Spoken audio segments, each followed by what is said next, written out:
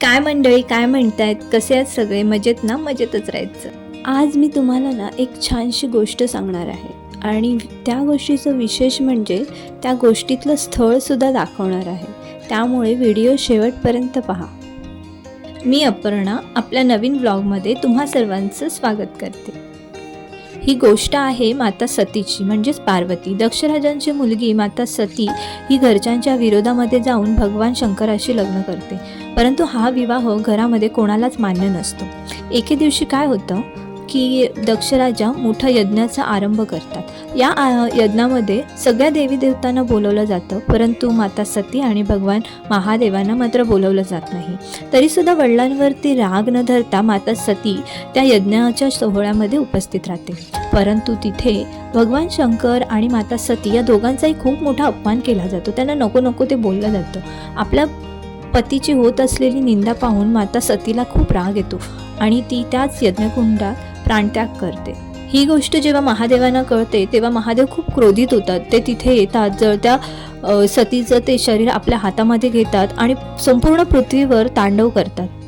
दक्षराजाबरोबर घनघोर युद्ध करतात आणि संपूर्ण पृथ्वीवरती त्यांचा तांडव चालू असतो. त्यांना इतका क्रोध आलेला असतो, त्यामुळे पूर्ण पृथ्वी अस्थिर झालेली असते. अशावेळी त्यांना शांत करणार कोण? त्यावेळी सगळे देवी देवता भगवान विष्णूकडे जातात आणि भगवान विष्णूंना प्रार्थना करतात. अशावेळी भगवान विष्णू शंकरांजवळ येतात आणि ते आपल्या सुदर्शन चक्राने माता सतीच्या शरीराचे तुकडे करतात. हेच तुकडे पृथ्वीवर सर्वत्र पसरले जातात आणि ज्या ज्या ठिकाणी हे सर्वांगाचे भाग पडले आहेत माता सतीचे, त्या त्या ठिकाणी विविध मंदिरे उभारण्यात आली आहेत. जे आपण शक्तिपीठे या नावाने ओळखतो, ती या स्टोरीचा आधार घेऊन या सर्वांची उत्पत्ती झाली आहे.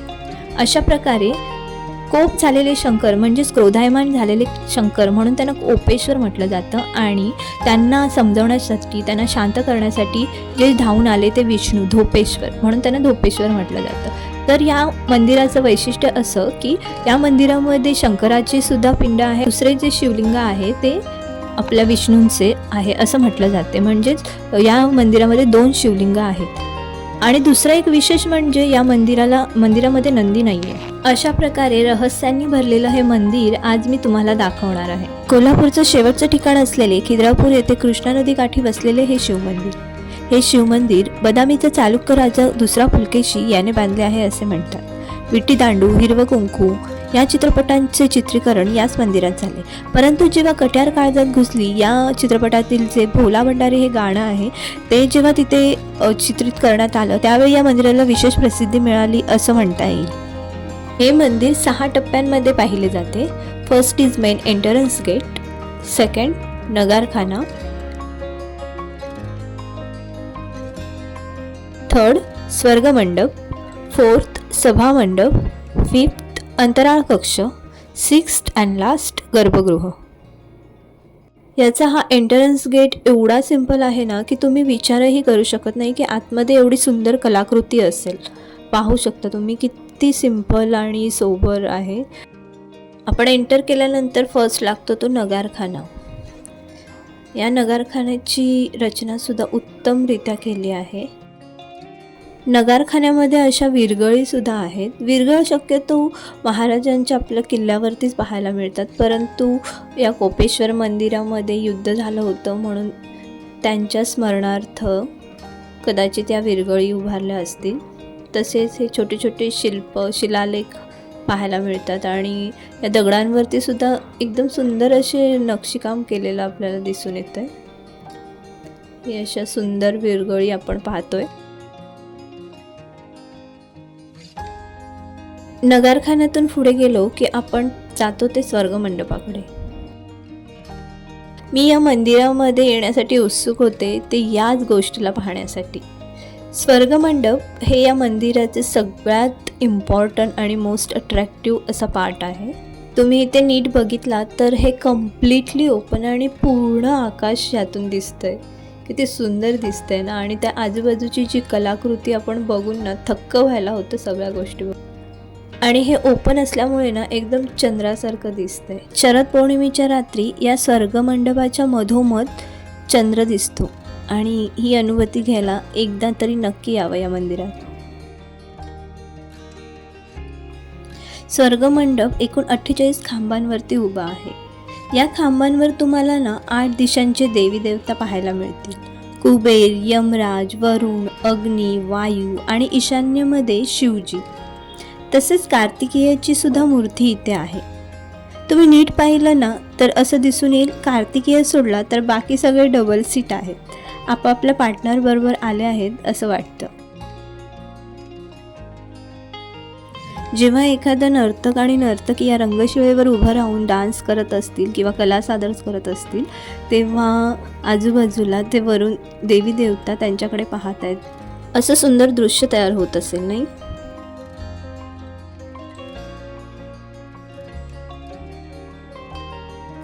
त्यानंतर आपण मुख्य प्रवेशद्वारामधून सभामंडपात प्रवेश करतो. इथे आपल्याला 10 द्वारपालक दिसतात, अतिशय सुंदर इथे. आणि इथे ललाटावर शक्तीदेवीचं दर्शन होतं. आणि या दरवाजाच्या आजूबाजूची पण जी पेंटिंग आहे ती अतिशय उत्तम आहे. कलाकृती ही अतिशय सुंदर आहे, बघा तुम्ही.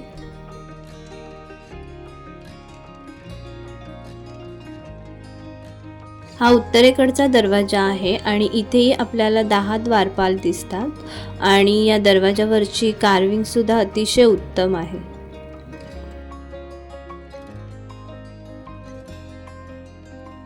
सभामंडपात एकूण 80 पिलर आहेत आणि त्या प्रत्येक पिलरवरती वेगवेगळ्या कार्विंग्स आपल्याला पाहायला मिळतात. या खांबांची सुरुवात इथून होते जिथे गणपती बाप्पांची मूर्ती आहे. इथे या 7 देवी दिसत आहेत त्या चालुक्य राजाच्या कुलदेवी आहे. सप्तमातृका म्हटलं जातं त्यांना.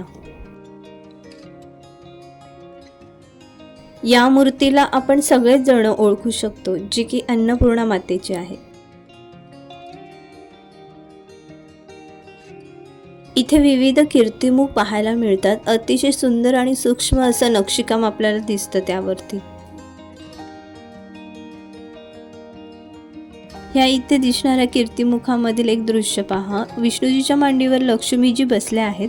पुरुष कितीही बलवान असला तरी त्याच्या मांडीवर जरी थोडासा भार आला तर त्याची मांडी थोडी खाली होते. या अतिशय सूक्ष्म गोष्टीसुद्धा या कार्विंगमध्ये दाखवण्यात आल्या आहेत. इथे या खांबावरती आपल्याला पंचतंत्राची ती स्टोरी दिसते. तुम्हाला सगळ्यांना माहितीच आहे, टॉकेटिव्ह टॉर्टॉइस.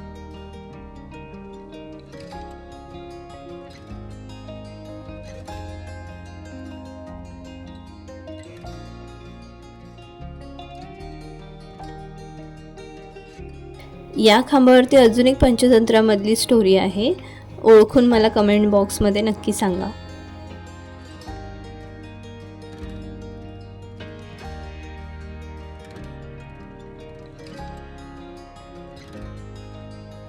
सभामंडपाच्या खांबावरती आपल्याला अशी 3D कार्विंग पाहायला मिळते. या खांबांवरती बघा ना वेगवेगळ्या डान्स स्टेप आपण पाहू शकतोय. किती सुंदर डान्स स्टेप आहेत या.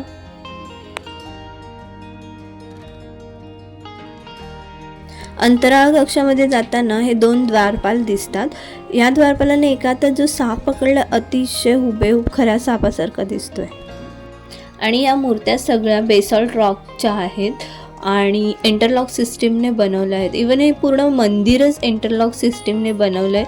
खांब आणि इथले जे कलाकृती आहे, बांधकाम आहे, ते पूर्णपणे इंटरलॉक सिस्टीमनेच बनवलं गेलं आहे. इथे कुठेही सिमेंटचा वापर केलेला नाही आहे. त्यानंतर आपण अंतराळ कक्षामध्ये प्रवेश करतो. इथे तुम्ही पाहू शकता पूर्वीच्या मुलीसुद्धा 7th सेंचुरीच्या नेल पॉलिश लावणं, थंबरिंग घालणं किंवा वेगवेगळ्या ज्वेलरी घालणं ह्या फॅशनसुद्धा त्या मुली करायच्या. इवन शॉर्ट्ससुद्धा त्या घालताना दिसत आहेत. म्हणजेच फॅशनसुद्धा रिपीट होत असते असं म्हणायला काही हरकत नाही. हे शिल्प आहे व्यालाचं. गर्भगृहात जाताना अगदी दरवाजाच्या समोरच हे शिल्प काढलेलं आहे. व्याल म्हणजे मंदिराच्या संरक्षणासाठी सदैव तत्पर असणारा प्राणी, ज्यांच्यामध्ये शक्ती आणि साहस असते. म्हणूनच त्यांचं तोंड हे हत्तीचं असतं, शरीर सिंहाचं असतं आणि शेपूट मात्र सापाची असते. असं म्हटलं जातं मंदिरांना निगेटिव्ह एनर्जीपासून हे व्यालच वाचवतात. आपण जेव्हा त्यांच्यावरती पाय ठेवून गाभाऱ्यात जातो त्यावेळी आपल्यातील निगेटिव्ह एनर्जी ते व्याल शोषून घेतात आणि आपण शुद्ध अंतःकरणाने आणि पॉझिटिव्ह एनर्जीने आपण गाभाऱ्यामध्ये प्रवेश करतो असा त्याचा अर्थ होतो.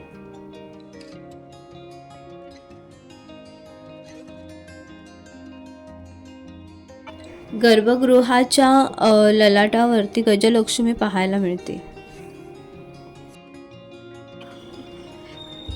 ही फिनिशिंग बघितलात तुम्ही, अगदी लाकडाला सुद्धा लाजवेल अशी सुंदर आणि स्मूथ फिनिशिंग आहे या दगडांवरची.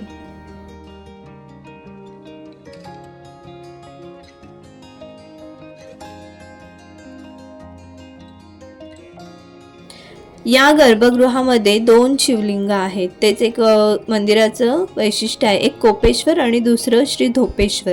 मी स्टोरीमध्ये सांगितल्याप्रमाणे विष्णूजींचं धोपेश्वर आणि महादेवांचं शिवलिंग हे कोपेश्वर म्हणून ओळखलं जातं.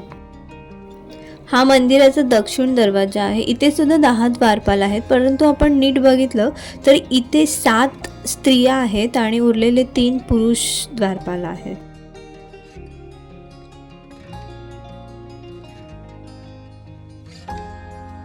इथे खाली बघा युद्धसूचक अशी कार्विंग पाहायला मिळते आणि हा दरवाजा अतिशय भव्य असा दिसतो. ललाटावरती गणपती बाप्पा आहेत. दक्षिण दरवाजाच्या इथे ना हा एक शिलालेख आहे. आपण एक नगारखान्यामध्ये बघितला आणि हा दुसरा इथे बघतोय. इथे जे चंद्र सूर्य दाखवलेत ना त्यांचं याचाच अर्थ असा की जोपर्यंत चंद्र सूर्य आहेत तोपर्यंत हे मंदिर कायमच राहील. शिलालेखामध्ये ज्यांनी दान दिलं आहे त्यांचा उल्लेख केलेला आहे.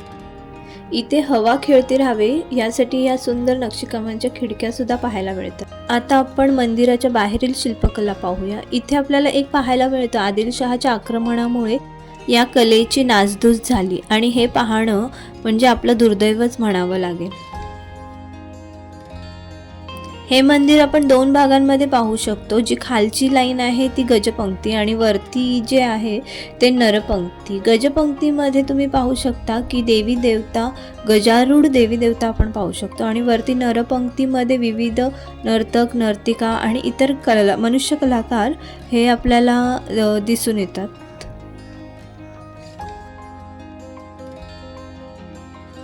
ही आहे मृदुला. ही मृदंग वाजवते त्याचबरोबर डान्स सुद्धा करते. अशा अनेक मृदुला इथे आपल्याला पाहायला मिळतात.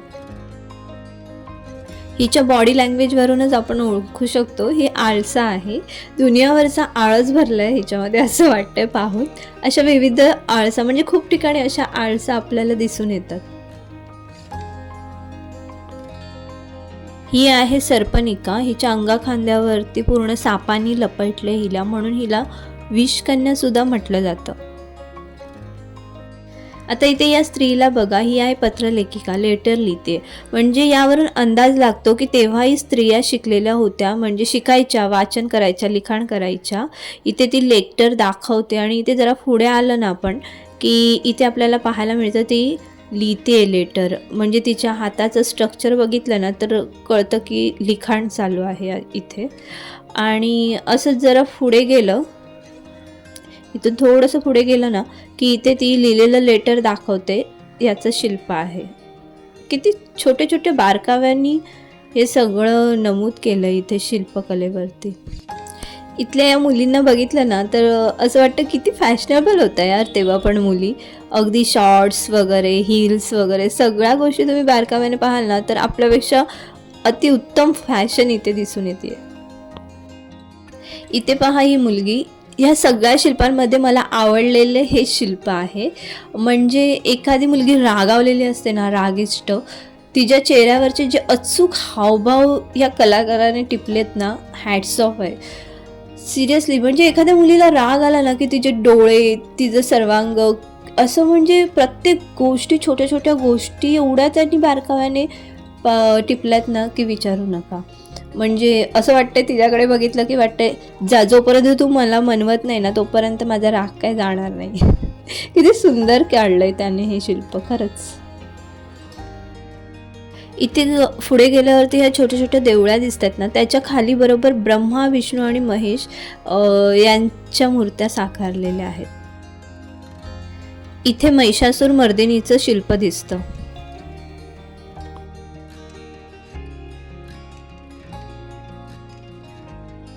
इथे काळभैरव दिसून येतात. या शिल्पाच्या एका हातामध्ये पुस्तक आहे, म्हणजेच ही आहे सरस्वती माता. राजा रविवर्मा यांच्या चित्रकलेनंतर सरस्वती मातेचं स्वरूप बदललं होतं, परंतु शिल्पीच्या कलेने सरस्वती माता अशीच काढली जाते. इथे पुढे कामदेव आणि रती पाहायला मिळतात. प्रेमाची उत्पत्ती यांच्यापासूनच झाली, हे तर तुम्हा सर्वांना माहीतच आहे. हे आहेत भीम आणि द्रौपदी. तुम्हाला ती महाभारतमधली स्टोरी माहिती आहे का? द्रौपदी भीमाला सांगते, जोपर्यंत तू दुःशासनला मारून त्याचं रक्त आणत नाही तोपर्यंत मी माझ्या मोकळ्या केसांना अजिबात बांधणार नाही. इथे तुम्ही अरेबियन आणि इजिप्तच्या टुरिस्टना सुद्धा पाहू शकता. हे आहे तारकाकुंड, जे मंदिराच्या मागच्या बाजूस आहे. जे गर्भगृहातील पाणी असतं ना, ते या तारकाकुंडामध्ये सोडलं जातं.